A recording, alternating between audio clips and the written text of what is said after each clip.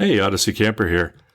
To those of you that don't know me from my YouTube channel, you're probably wondering why there's a different voice on here. To those of you that do know me from YouTube, I wanted to do a little explanation of why I chose to use the voices I did in the previous podcast. So basically what I've done is I've taken my existing blog content, knowing that a lot of people don't read the blog at odysseycamper.com, don't have time to, whatever the reason, don't like to read long form stuff. And I used Google Notebook LM to generate a podcast overview. And that's the discussion you heard in the previous episodes. But I still want to make this my podcast completely and not rely on AI. The problem is I don't really have time at the moment to do a podcast justice, to do episodes every week. And so what I'm going to do in the beginning is pop in from time to time. And then I'm going to go back and I'm going to go over some of the posts that were made previously and replace those AI-generated podcasts. But I thought rather than someone missing out on the content completely, somebody might stumble across this and start listening to it and go, oh, wow, this is kind of, useful to me, or, passes the time or whatever when I'm out in the garden. So that's why I did it. And I will pop in, like I said, from time to time and do an episode. And this is one of those episodes. So today I'm going to talk about showering in public, or should I say public showers, specifically truck stop showers. I did a blog post on this, and you can find it on odysseycamper.com. But there's a couple things I left out, and there's a few things I'd like to elaborate on. So I'm going to try this without notes, just from memory of all my visits to truck stop showers, and tell you what it's like. If you've done this before, it's no big deal. You're probably not going to learn anything. But if you've considered it and never done it, or you're completely afraid to go to a truck stop shower, I understand. So I want to go over that a little bit. So for me, truck stop showers weren't particularly strange, I guess I'd say. The concept, I grew up at a truck stop. Well, actually, I grew up across the street from a truck stop, grew up at a truck stop. Yeah, that'd be a rough life. And I delivered papers there and whatnot. I remember when I was younger going into the truck stop and following the guy into the back to collect my money and walking by the showers, and it was like one big community shower, like a prison. And I made the joke on the blog that it's kind of like the movie Escape from Alcatraz. You walk in there and hold on to your soap. But that time has passed, and every truck stop shower I've been to in the last couple of years has had private rooms. And so a lot of people don't know that. So that's the first myth I want to dispel, is that you're not going to have to go in there and defend yourself against random people showering in like a gym facility. It's not like the YMCA, or probably the YMCA is not like that anymore, but it used to be. So anyway, when you go into a truck stop, to book a shower, you usually go to the front desk and tell them you want a shower, and they'll charge you, and they'll give you a ticket, a receipt. And on that receipt, you'll find a number. Sometimes it's a letter and a number. And when you look up above the counter or around, just look up near the ceiling, and you'll probably see a monitor, and that monitor will tell you whose number's up. So you may be able to walk right in. A lot of times you'll have to wait if it's a busy time. And so when your number gets called, that's when you go to the shower room. It'll tell you your shower room. And so I always ask, if it's not obvious, where are the showers? Because sometimes they're behind the counter to the side. Sometimes they're in the back.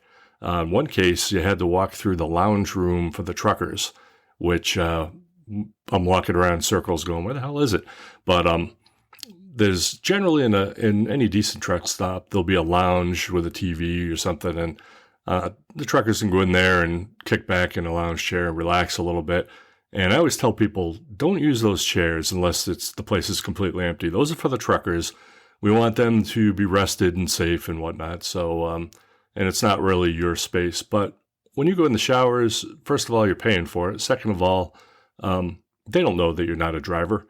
So, I've never had anybody say anything to me about, going back and using the showers, but I try not to occupy, just as a etiquette thing, their lounge spaces. So when they call your number, you're going to proceed to your shower room, and we'll get back to that in a second. What I like to do when I book mine is generally, if it's the middle of the day, there might be like a 20-minute wait or something. So I'll go around and do my shopping. If there's something I have to pick up or I just need a soda or, whatnot, I'll grab that stuff. And generally I have time to walk out to the van. When I walk back in, I look at the monitor again and see if my number came up. They're not going to cancel your shower if you're 30 seconds late. Generally I think they give it about 4 or 5 minutes before they pass it to somebody else.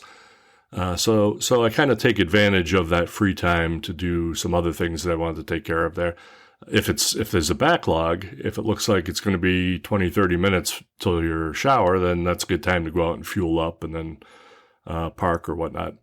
So when you walk into the shower, you'll either have a code to enter at the door, or in some cases they give you a key on a fob, but they generally don't do that anymore. You type in your code and you go into the room, and what should you expect? Well, what should happen at any decent truck stop is when the last person is done showering, they go in there, they spray the shower down, use an antifungal disinfectant, they wipe all the surfaces, they replace the towels, and if they use bar soap, a lot of them don't now, they have a jug, in the shower, but if they use bar soap, they replace the bar soap, mop up the floor so you don't kill yourself when you step on it, and then they disappear, and so when you go in, you should expect a clean room. Now, when I first started traveling, I was talking to some guys, and one of them was in a van, and I said, so what do you guys do for showers when you're out on the road or getting clean, I think I said.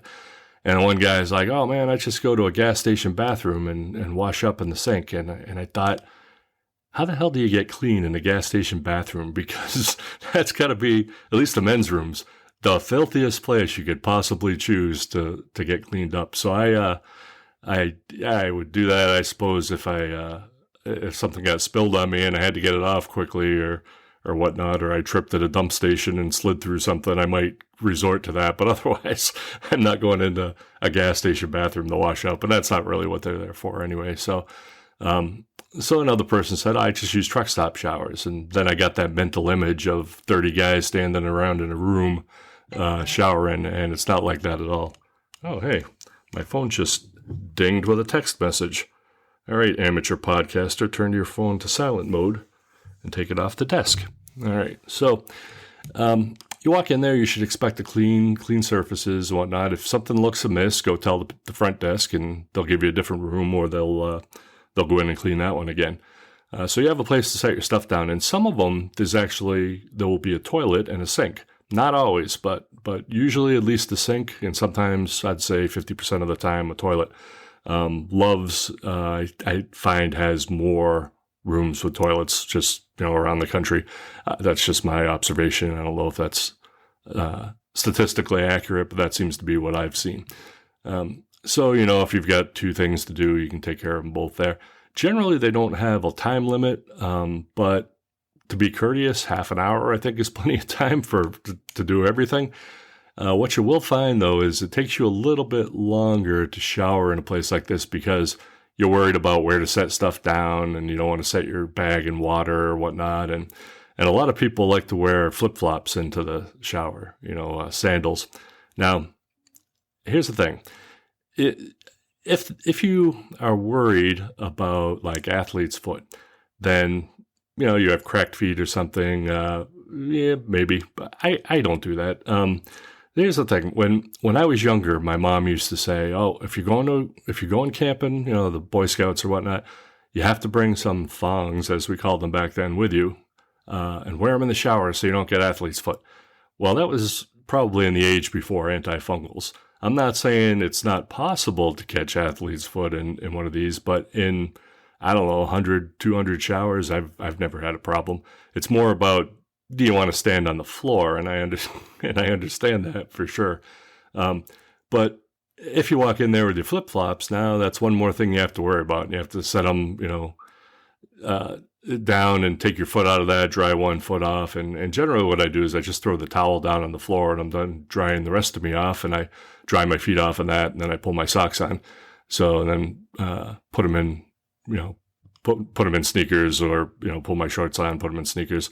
I generally don't fuss too much about that, and I've never had a problem. Okay, that's kind of the gross discussion for the day, is whether or not you'll get athlete's foot in the shower. It's never happened to me. Knock on wood, it never will.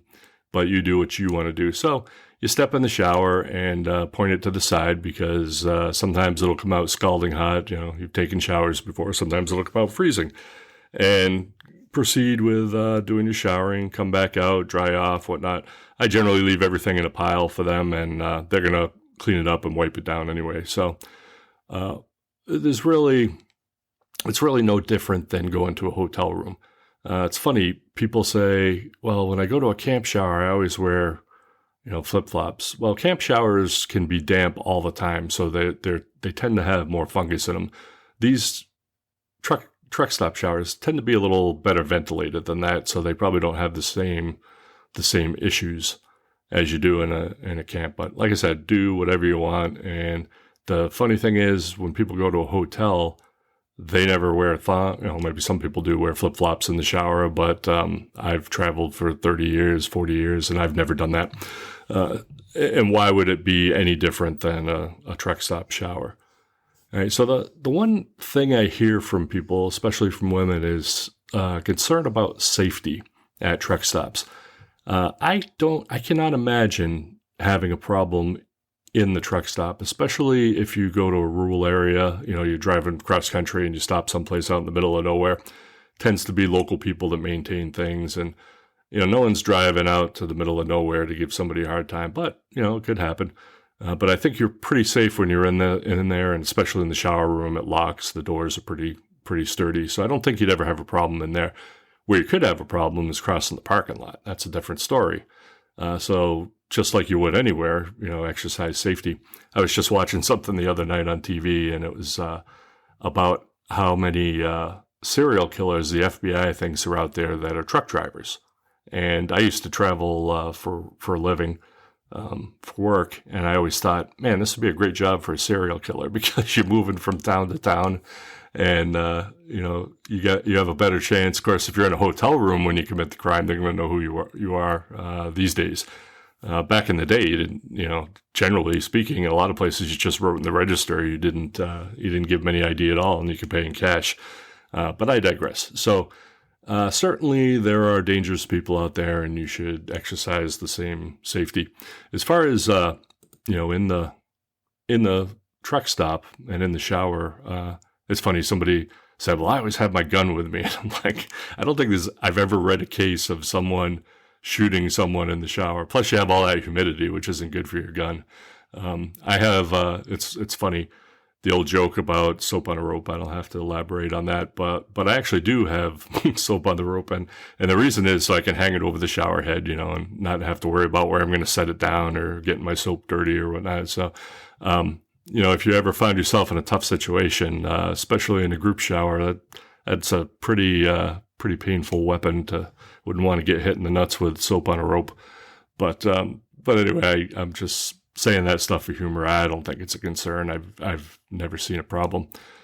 So when you leave, just leave everything in the shower except your own stuff. Look around, make sure you didn't hang anything in the back of the door, and head out, and you'll feel 100% better.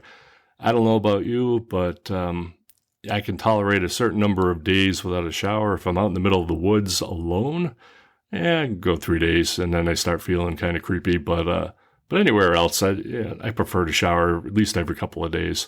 Again, personal choice, and probably if, what did we used to say with the kids? TMI? Too much information? Okay. But if you're like me, you like to be clean, you like to get the sand off you. If you've been to the beach or something, before I had a shower in a van, which I do now, I use truck stop showers exclusively, or campground showers if I was staying at a campground. Now for the beach stuff, I'll tend to, I was just out at Maine last year, and, wherever the parking lot is, I pretty much just strip down behind the van, hose myself off with a built-in shower, and I'm good to go for a while. All right. So that's a weird topic, I guess, now that I think about it. Why the hell did I pick this for the first podcast episode to do with my voice? But anyway, that's everything I think you need to know about showers. If you've had experiences on the road, good or bad, with truck stop showers, then definitely comment on it. I'd like to hear about it.